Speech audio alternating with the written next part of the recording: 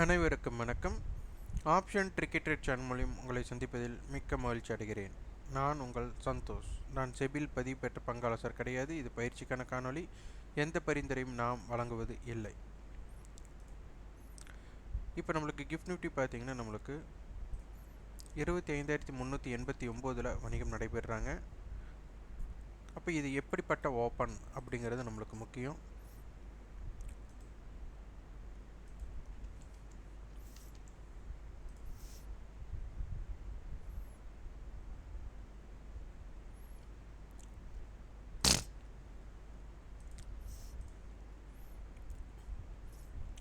September future பார்த்திங்கன்னா நம்மளுக்கு closing 25,356 கொடுத்துருக்குறாங்க.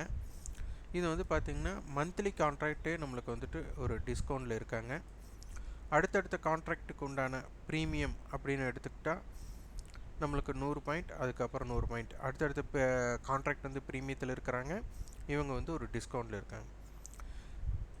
டிஸ்கவுண்டில் இருக்கிறது நம்ம மறைமுகமாக என்னென்னவாக எடுத்துக்கொள்ளலாம் அப்படின்னு எடுத்துக்கிட்டால், ஒரு டிமாண்ட் இல்லாத பொருள், ஒரு ஃப்யூச்சரில் ஒரு பொருள் டிமாண்ட் இல்லாமல் இருக்குது அப்படின்னு நம்ம எடுத்துக்கலாம்.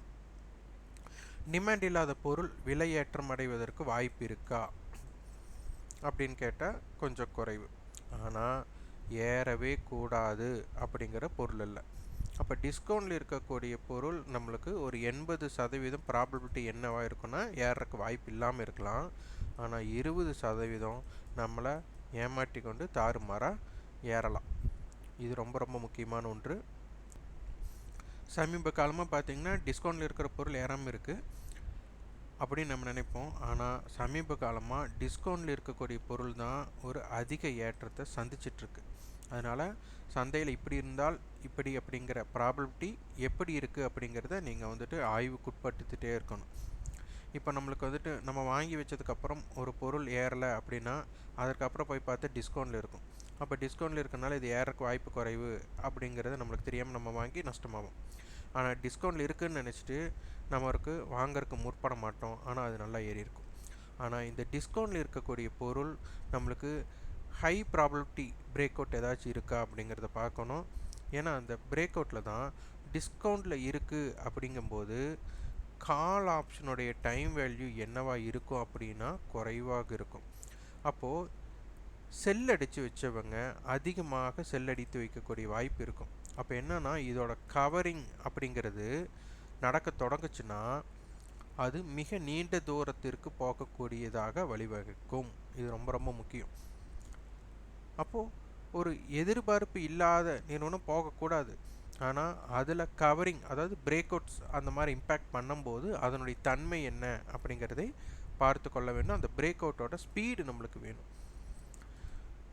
ஆப்ஷன்ஸ் பையர்களுக்கு உண்டான ஒரே ஒரு இம்பேக்ட் என்னென்னா, இந்த மாதிரி உங்களுக்கு செங்குத்து ஏற்றம் இல்லை செங்குத்து இறக்கம் இருக்கும்போது நீங்கள் ஆப்ஷன் பையராக இருந்தீங்கன்னா நீங்கள் வந்துட்டு ஒரு இம்பேக்ட் இருக்கும்.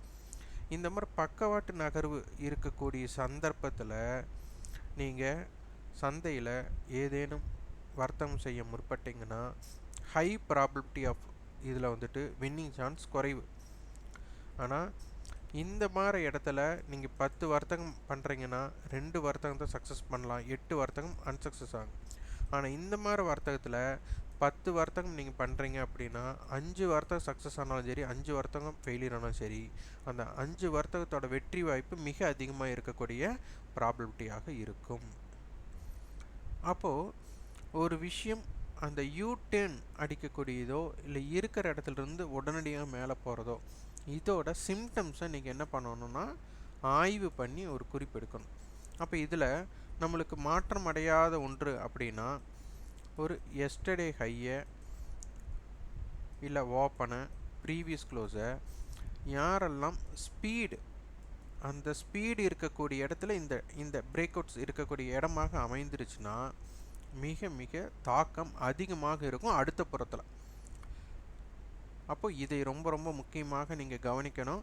அப்போ இந்த மாதிரி இடங்கள் என்ன அப்படிங்கிறதையும் இதை பிரேக் அவுட் பண்ணக்கூடிய தன்மைக்கும் நீங்கள் வழிவகுக்கணும்.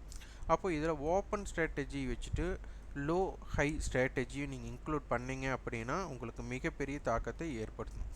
அப்போ கால் புட் இவங்க ரெண்டு பேர்த்தையுமே நீங்கள் வந்து ஒப்பீடு பண்ணணும். ஏன்னா இதுதான் மீட்டிங் பாயிண்ட் அப்படிங்கிற ஒரு கான்செப்ட். அப்போது ஒவ்வொரு ஸ்ட்ரைக்கும் ஒவ்வொரு இடத்துல வந்துட்டு என்ன ஆகணும், அவங்களுடைய சொந்த இடத்தில் அவங்க வந்துட்டு நிலை பெற வேண்டும். நிலை பெற வேண்டும்னா ஒரே விலை ஆக வேண்டும் அப்படிங்கிறது தான். நிலைன்னா ஸ்டாண்டிங் ஆகிறது, அதை நான் சொல்ல வரல. அந்த ஒரே விலையாக மீட் பண்ணாமல் அது அடுத்த புறம் நடக்காது அப்படிங்கிறது தான். அப்போ இவங்களுடைய நேற்றைய ஏடிஎம் ப்ரைஸ் என்னன்னு பார்த்தீங்கன்னா உங்களுக்கு இன்னும் புரிதல் ஏற்படும். எக்ஸ்பைரி மாற்றிடுறேன் நான்.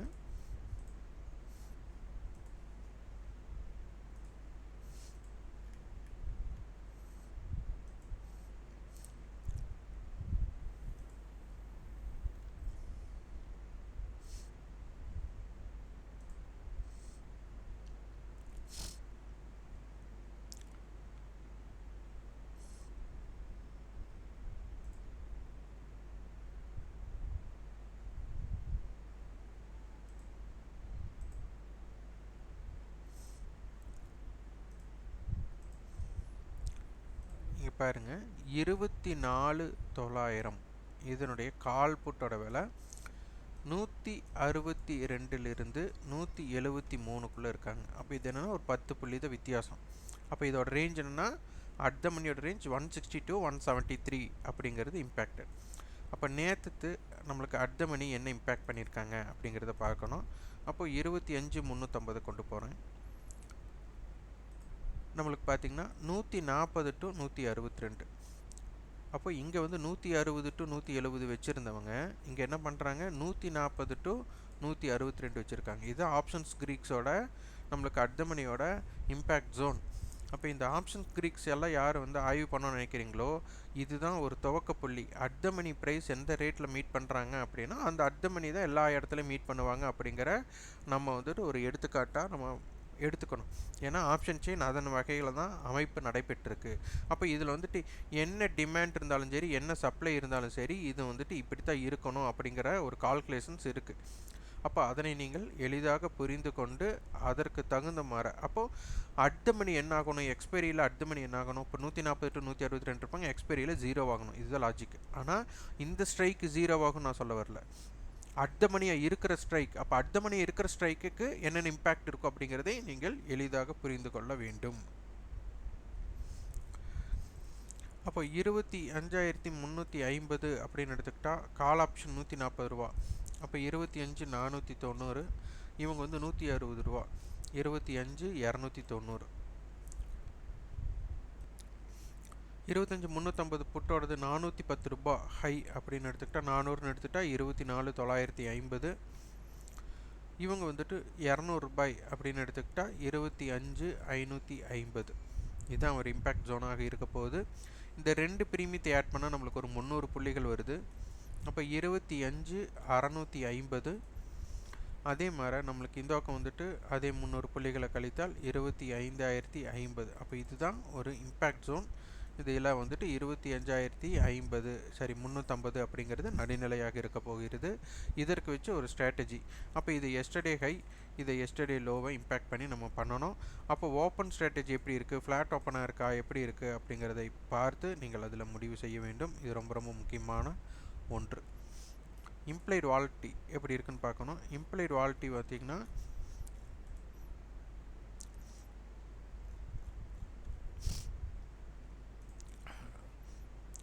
25,350. கால் சைடு ரொம்ப கம்மியாக இருக்காங்க, புட் சைடு வந்து ஜாஸ்தியாக இருக்காங்க. இப்போ இதில் என்ன விஷயம்னா இம்ப்ளைடு வாலிட்டி கம்மியாக இருக்கிற இடத்துல ஐடிஎம் ஆப்ஷனே டிகே ஆகிட்டு தான் அதுக்கப்புறம் ஒரு ஆப்ஷன் செல்லர் ப்ராஃபிட் புக் பண்ண போகிறாங்க அப்படிங்கிறது அர்த்தம். இங்கே ஐடிஎம் ஆப்ஷன்ஸுக்கு எல்லாமே பார்த்தீங்கன்னா என்ன பண்ணியிருக்காங்க, ப்ரீமியம் தள்ளி கொடுத்துருக்குறாங்கன்னுட்டு. அப்போது இதுக்கு ப்ரீமியம் ஏற்றக்கூடிய வாய்ப்பு இருக்கா அப்படின்னா கொஞ்சம் ஸ்லோவாக இருக்கும். ஒரு நம்ம வந்துட்டு ஒரு கேப் அப் அந்த மாதிரியெல்லாம் கிடைக்கும் அப்படின்னு எதிர்பார்க்கும்போது அந்த மாதிரி வாய்ப்பை தடுக்கக்கூடிய வல்லமை இதற்குண்டு. அப்போ புட் சைடு வந்துட்டு இம்ப்ளைபிலிட்டி ஜாஸ்தியாக இருக்குன்னா இவங்ககிட்ட ப்ரீமியம் ஜாஸ்தியாக இருக்குன்னு அர்த்தம். அப்போ ப்ரீமியம் ஜாஸ்தியாக இருக்குன்னா இவங்களுக்கு ஓப்பனுக்கு கீழே, ப்ரீவியஸ் க்ளோஸ்க்கு கீழே, எஸ்டர்டே லோக்கு கீழே எல்லாம் இருந்தால் தான் இவங்களுக்கு இருக்கும். ஆனால் இவங்களுக்கு வந்துட்டு அந்த பாயிண்ட் அவுட் கொடுக்கக்கூடிய வாய்ப்பு இருக்குது, ஆனால் அதை தக்க வைக்கக்கூடிய வல்லமை இல்லை அப்படின்னா ஆப்பனண்ட்டை கரைச்சிட்டு அப்போ அவனுக்கே கொடுக்கறக்கு உண்டான வாய்ப்பாகவும் மாற்றுவாங்க. அப்போ இதை நீங்கள் நன்றாக புரிந்துக்கணும். ஆப்பனண்ட்டுனா இங்கே கால் ஆப்ஷன் புட் ஆப்ஷனுக்கு தான் சண்டை வரப்போகுது, அதை நன்றாக விட்டு கவனிங்கள். Bank Nifty.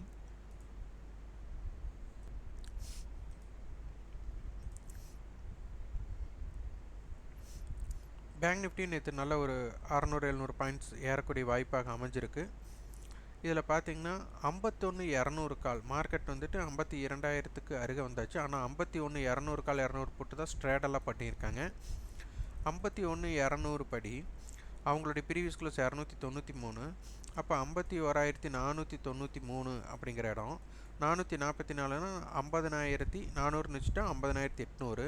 இந்த ரெண்டு ப்ரீமியத்தை ஆட் பண்ணால் 300 + 400 750 புள்ளிகள் வருது. 51-200னா 51,950. இந்த பக்கம் அதே 750 புள்ளிகளை கழிச்சிட்டோம்னா 50,450 வரும். எப்போது நேற்றைக்கு முந்தைய நாள் க்ளோஸ் படி. ஆனால் நேற்றைய க்ளோசிங் இதுதான். இதையும் பார்த்தீங்கன்னா 635 + 160னா ஒரு 800 புள்ளிகள் வராங்க. அப்போ 51,200 + 800 அப்போ 52,000ம். அதே மாதிரி இந்த பக்கம் 800 புள்ளினா 50,400 புள்ளிகளும் நம்மளுக்கு வரும். இப்போ க்ளோசிங் வைஸ் பார்த்தா 51,200 635 அப்படின்னா 51,835. இந்த ரெண்டு இடம் நம்மளுக்கு ரொம்ப ரொம்ப முக்கியம்.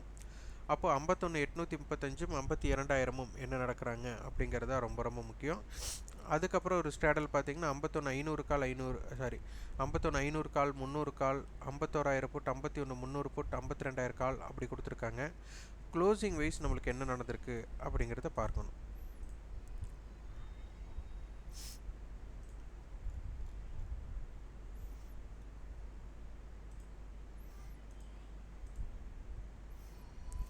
இப்போ 51,700 கட்ட நம்மளுக்கு க்ளோசிங் ஆயிருக்கு. அப்போ 51,700 300 பாயிண்ட்னா 52,000. இவங்க 350 புள்ளி அப்படின்னா 51,400. எக்ஸாக்டாக பார்த்தோம் 51,350 வரணும். நான் வந்து ரவுண்ட் ஆஃப் பண்ணி போட்டிருக்கேன். இந்த ரெண்டு ப்ரீமியத்தை ஆட் பண்ணாலே ஒரு 670 புள்ளிகள். அப்போ 51னா அப்போ 52 600 52 370 300ன்னு வச்சுக்கோங்க. அப்போ இந்த 600 பாயிண்ட்னா 51,100. இது ஒரு இம்பேக்டட் ஜோன். 51,700 நடுநிலையாக வைத்து இன்றைக்கி ஓப்பன் எப்படி வரான்னு பார்க்குறேங்க. இன்றைக்கி மேக்ஸிமம் இண்டெக்ஸ் ரேஷியோ வரக்கூடாது. இண்டெக்ஸ் ரேஷியோ வந்துச்சுன்னா நம்மளுக்கு வந்துட்டு ப்ரீமியத்தை கரைக்கிறதுக்குண்டான வாய்ப்பாக மாற்றி விடுவார்கள். அதனை அனைத்துமே நீங்கள் உற்று கவனிக்க வேண்டும். இம்ப்ளைட் வாலிட்டி எப்படி இருக்குன்னு பார்க்கணும். இம்ப்ளைட் வாலிட்டி கால் சைடு 8 ஆகும், புட் சைடு 16 இருக்குது.